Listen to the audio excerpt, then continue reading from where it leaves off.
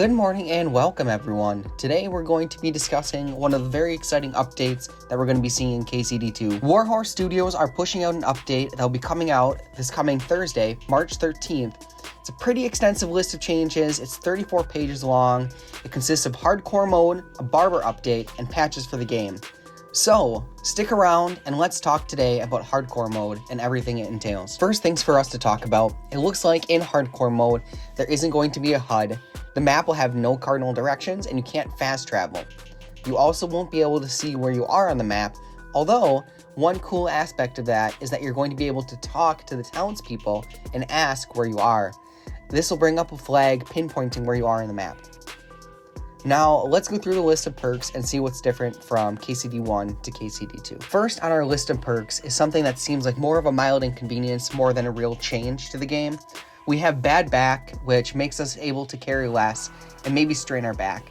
The best part about this is that when we do strain our back, apparently the sound is absolutely disgusting. Our next perk is heavy-footed, which again seems like it's more of a minor inconvenience, unless you're planning to do a thieving heavy playthrough. One small side note of this is that you do wear down your shoes a little bit faster. Our third perk on the list is Numbskull, which may even be a beneficial perk if you feel that the game gets too easy too fast. In my opinion, it's one of the must-takes for the hardcore perks. Our next perk is Somnambulant. So this is a return from the original Kingdom Come Deliverance, and I would say it's a must-take. Why? Well, according to the developers, some places are only reachable through this perk, and who knows what kind of cool stuff we could find there.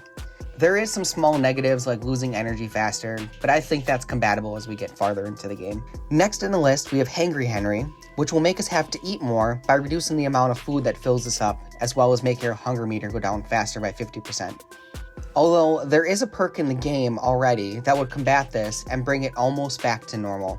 Aseptic, which makes our nourishment decrease 30% slower.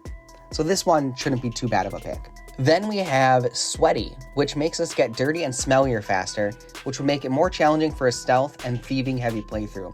You also won't be able to get any of the charisma bonuses from Perfume, which is probably the major downside for this perk. Now, similar to Hangry Henry, our next perk is Picky Eater. This one's pretty simple. The food in your inventory spoils 25% faster. Probably not an issue if you have dried food or smoked cheese, which you can find on a lot of enemies in the game.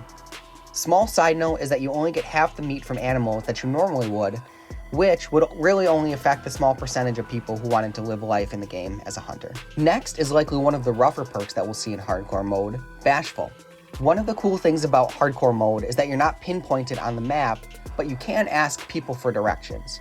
Well, with this perk, you're not going to be able to. This is probably a perk you would use after a couple playthroughs or for the people who like a challenge, maybe on your first hardcore playthrough.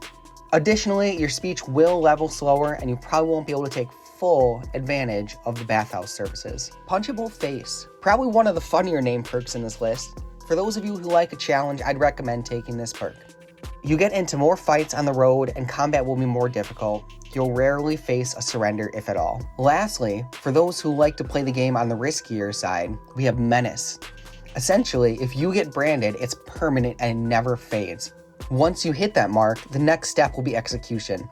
If you do end up taking this perk, I hope you don't combine it with the Bashful perk, because you may have a hard time talking yourself out of the hangman's rope. Now, with all that said, keep in mind that you do have to take at least 3 negative perks to start hardcore mode, although you don't have to stop there. If you're looking for a real challenge, you could take all 10. Thank you everyone for sticking around. If you enjoyed this and you want to keep updated on all things Kingdom Come 2, please consider subscribing and leaving a like. It really helps me out. And with that, I'll see you all next time.